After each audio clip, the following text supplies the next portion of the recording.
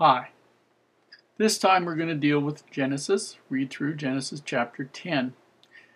This is the beginnings of some detailed genealogies of the sons of Noah and grandsons, all the rest of it.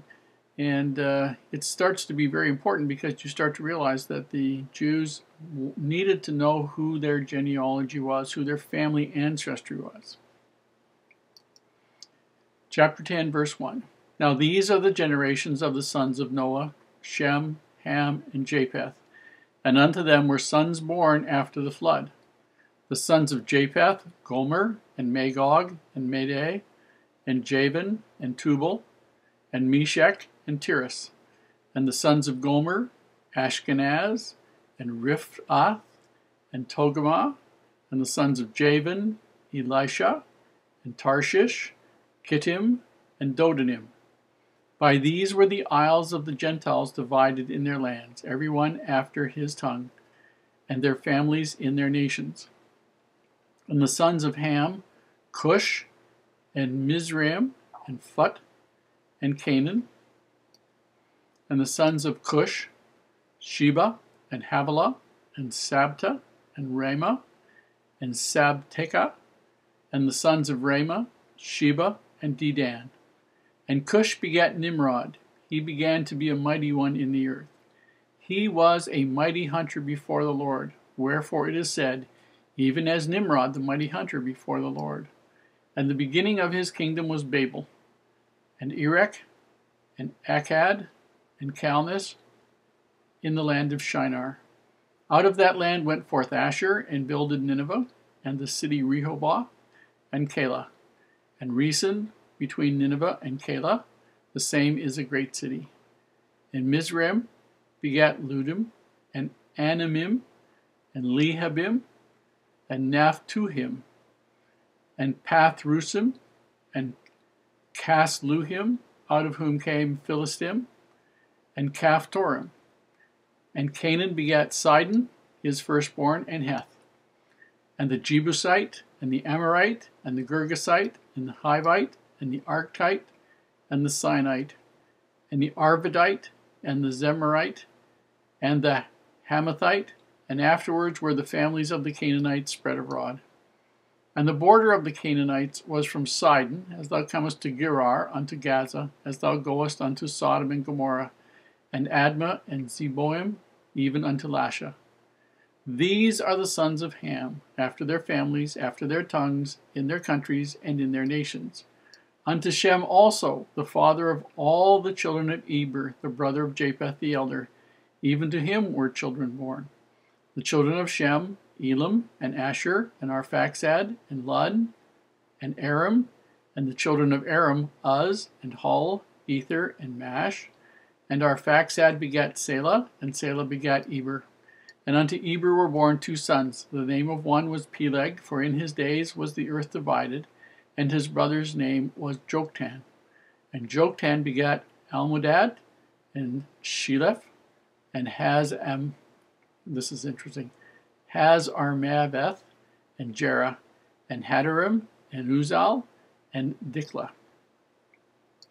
And Obal, and Abimael, and Sheba, and Ophir, and Havilah, and Jobab. All these were the sons of Joktan. And their dwelling was from Mesha, as thou goest unto Sephar, a mount of the east. These are the sons of Shem, after their families, after their tongues, in their lands, after their nations. These are the families of the sons of Noah, after their generations, in their nations, and by these were the nations divided in the earth after the flood. Hi.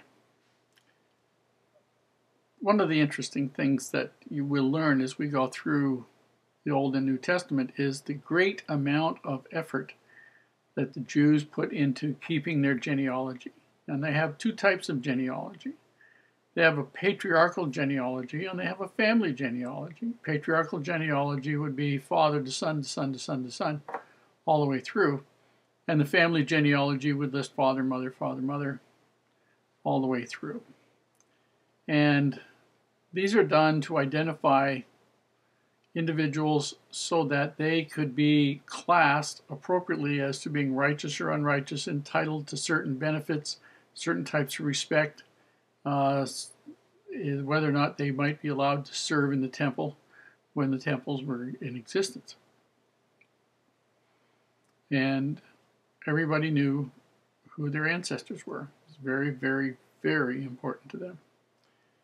Now, as we get into towards the end of this chapter, we deal just briefly with the fellow named Nimrod.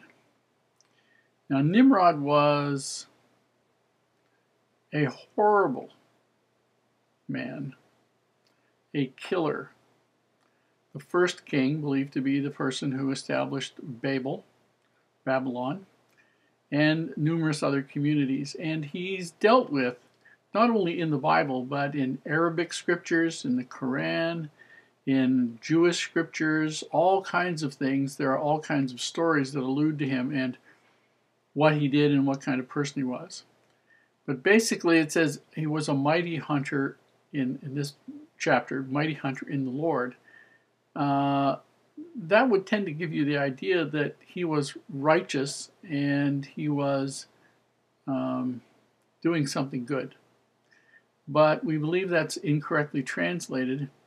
We believe it could be a mighty hunter in the land of the Lord, or a mighty persecutor of prey in the land of the Lord.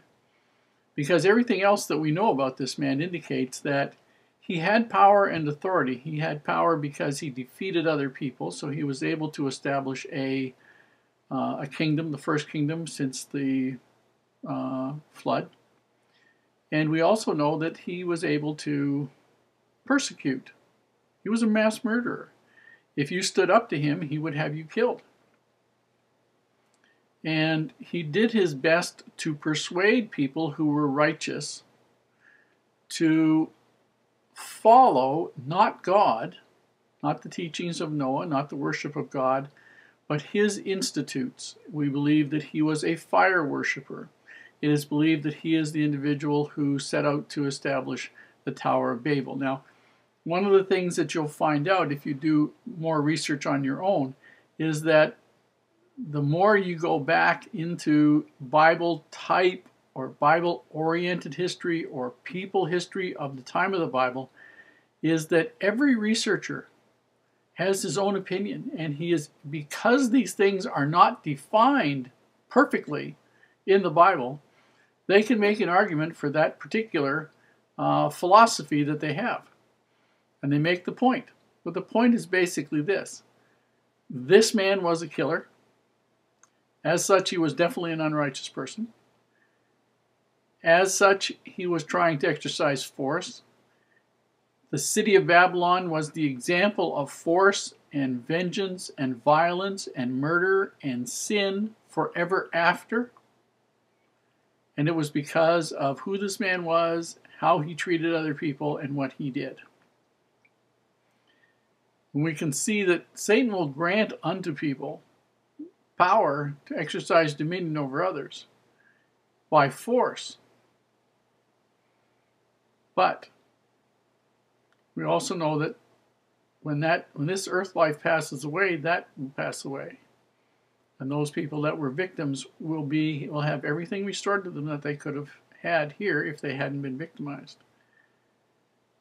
It's one of those things that people on this earth have their right to be stupid and violent and ignorant to the nth degree, but that it's going to be confined to here, and in the long run, when judgment's done, everything will be considered to be, by us, those who were victims, will have been made right. We will be blessed. Even though we suffered here, everything will be made right for us. That we have an assurance of God.